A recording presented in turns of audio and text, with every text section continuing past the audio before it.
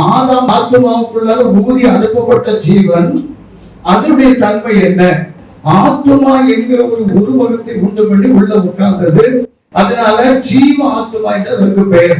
அந்த ஜீவன் மனுஷனுடைய ரத்தத்துல 2 கலர் இல்லை. அதனால கர்த்தர் சொன்னார், பழத்தை புசிக்காத, நன்மை தீமை அறியத்தக்கிற ஒரு மனுஷன் ஆயிட்டான். நன்மை தெரியும், தீமை தெரியும். அதனால பழத்தை புசிக்காத, புசிக்கிற நாளில் எனக்கு ஜீவன் ஆத்மாவோட என்ன செய்கிறோம், போய்வாணி சாகவே சாவா என்று ஆதியாகமத்தின் புஸ்தகம் 2ஆம் அதிகாரம் 17ஆம் வசனத்துல ஆதாமோடு கர்த்தர் சொன்னார். அவங்களோட குற்றம் என்னன்னா, அந்த ஜீவன் கிறிஸ்துவாகி ஜீவன் ஏன் அவங்க சரீரத்துல 2 கலர் இல்லைன்னு சொன்னா, பார்வைக்கு அளவும் புசிப்புக்கு இனிமையும் புத்தி தெளிவிக்கிறதற்கு உணர்ச்சிகளை இச்சைகளை மோகங்களை உண்டு பண்ணுவதற்கு ஏற்ற கனியாக இருக்கிறது. மாமிசத்தின் எல்லா பாகங்களை அனுபவிக்கிற ஏற்றதாக இருக்கிறதை கண்டு பறித்து புசித்தார்.